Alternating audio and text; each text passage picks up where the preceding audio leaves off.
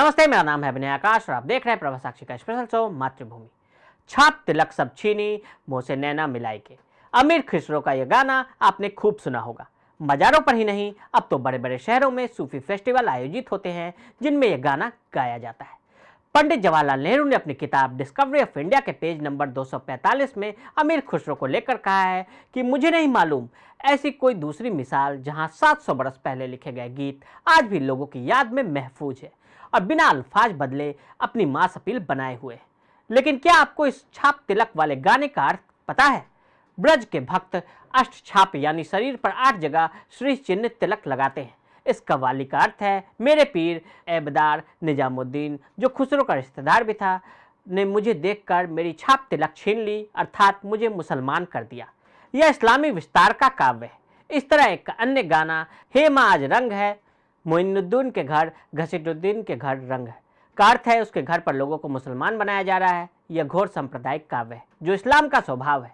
ये गाने सच्चाई है उस सूफी इस्लाम की जिसे अक्सर बहुत ही महिमा मंडित किया जाता है। आज के सीरीज में हम आपको सूफीवाद के बारे में वो बातें बताने जा रहे हैं जिसे भारतीयों से छुपाया जाता है। सूफी नाच गाकर अपने खुदा को रिझाते। सूफी यानी अपने में ही डूब रहने वाले, वो अल्लाह को अपने प्रेमी की तरह याद करते हैं। इस्लाम में गाने और संगीत पर प्रतिबंध है, लेकिन सूफी नाच गाकर ही अपने खुदा को रिझाते हैं। भारत में इस्लाम के आगमन को आमतौर पर एक शांतिपूर्ण और अधिकतर अहिंसक प्रक्रिया के रूप में माना जाता है, जिसके तहत विभिन्न सूफी संत पश्चिम एशिया के विभिन्न हिस्सों से भारत पहुंचे और यहाँ बस गए। स्थानीय लोगों के साथ उनकी बातचीत और अन्य अनशुक शिष्य और अन्य प्रभावशाली लोगों के मिश्रित दृष्टिकोण की कहानी से संबंधित है, जिन्होंने इस क्षेत्र में इस्लाम के प्रसार में मदद की।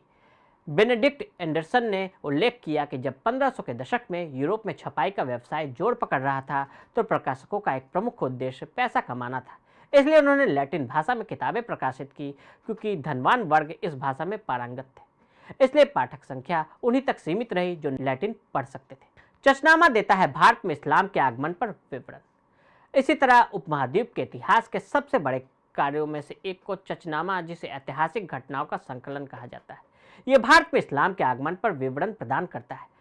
इसमें चच राजवंश के इतिहास तथा अरबों द्वारा सिंध विजय का वर्णन किया गया है। इस पुस्तक को फतहनामा सिंध तथा तारिक अल हिंद वस सिंध भी कहते हैं। यह पुस्तक 8वीं शताब्दी के दौरान अरबी में लिखी गई थी, जिसका 1226 में अली कुफी द्वारा फारसी में अनुवाद किया गया था।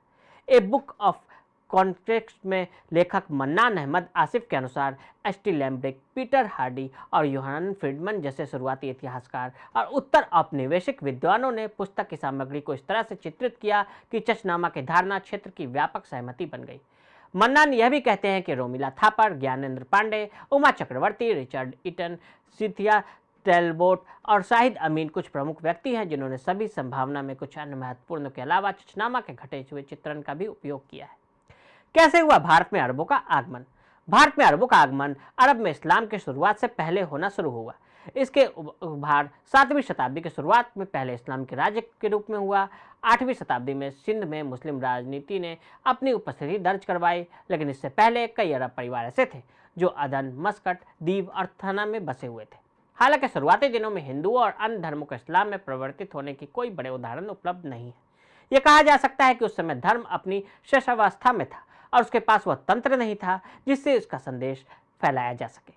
विभिन्न मुस्लिम विद्वानों, यात्रियों और व्यापारियों जिन्होंने इस्लाम की प्रारंभिक शताब्दियों के दौरान भारत का दौरा किया था, स्थानीय लोगों को अपने विश्वास से प्रभावित करने में सक्षम नहीं थे। जजिया का भुगतान। सिंध, मुल्तान और उच्च में उनके बेटे राजा दाहिर द्वारा आगे बढ़ाई गई राजा चाच की विरासत को हज्जाज बिन यूसुफ ने चुनौती दी, जिन्होंने भारत में इस्लाम की विजय का प्रसार करने के लिए अपने युवा लेफ्टिनेंट मोहम्मद बिन कासिम को भेजा। 712 में भारत में पहली बार इस्लामिक शासन आया, जब कासिम ने राजा दाहिर को हराया और उनकी बेटियों को कैद कर लिया। हज्जाज बिन यूसुफ के आदेश पर कासिम को गिरफ्तार किए जाने के बाद जेल में उसकी मृत्यु हो गई। गैर मुसलमानों के कई क्षेत्रों में इस्लाम की ओर मुड़ने का एक महत्वपूर्ण पहलू जजिया का भुगतान करने का प्रभाव कहा जाता है, और इससे उन लोगों के आर्थिक मामलों पर असर पड़ता था। मोहम्मद बिन कासिम के कार्यकाल में उसने गैर मुस्लिमों पर जजिया लगाया था या नहीं, और इसके कुल प्रभाव का क्या हुआ, इस पर अलग अलग मत है। हालांकि यह 13वीं शताब्दी में बहुत बात तक नहीं था कि जजिया के भुगतान के मजबूत सबूत और असर, और खराज का भुगतान करने का भी और उसे कुचलने वाला रिवाज था। इस्लाम के प्रसार में इस रणनीति ने निभाया अहम रोल। किसान वास्तव में सरकार के बंधुआ गुलाम बन गए थे, क्योंकि उपज का 50 से 75% तक करों में ले लिया जाता था। हालात इतनी खराब थी कि हिंदू आबादी वाले क्षेत्रों से लोग भाग रहे थे और राजा की कर संग्रह करने वाली सेना से बचने के लिए जंगलों में छिप गए थे। उस समय के दौरान गैर मुसलमानों के लिए इस्लाम में परिवर्तित होना और आर्थिक बोझ से बचना आसान हो गया था। इस रणनीति ने काफी हद तक इस्लाम के प्रसार में सहायता की, जैसा कि 15वीं शताब्दी के मध्य में शासन करने वाले फिरोज शाह तुगलक द्वारा साझा किया गया है। वह अपने संस्मरण फतुहत ए फिरोज शाही में लिखता है कि मैंने अपने काफिर प्रजा को पैगंबर के धर्म को अपनाने के लिए प्रोत्साहित किया और मैंने घोषणा की कि हर कोई जो पंथ को दोहराता है और मुसलमान बन जाता है उसे जजिया या पोल टैक्स से छूट दी जानी चाहिए। इसकी सूचना बड़े पैमाने पर लोगों के कानों में पड़ी और बड़ी संख्या में हिंदुओं ने खुद को प्रस्तुत किया और इस्लाम के सम्मान में आगे आए। इस प्रकार वे दिन ब दिन चारों ओर से आगे आए और विश्वास को अपनाते हुए जजिया से मुक्त हो गए और उन्हें उपहार और सम्मान दिया गया। औरंगजेब ने गैर मुस्लिमों पर बहुत सारी प्रतिगामी रणनीतियां लागू की और अपने युग में जबरन धर्मांतरण के लिए सक्रिय रूप से जिम्मेदारी था। उसकी कई रणनीतियां आर्थिक रूप से वंचित थी और उसने शाही दरबार में काम करने वाले सभी हिंदुओं को निष्कासित करने का आदेश दिया। इसलिए उसने अपनी आजीविका बचाने के लिए इस्लाम में परिवर्तित होने का विकल्प भी चुना।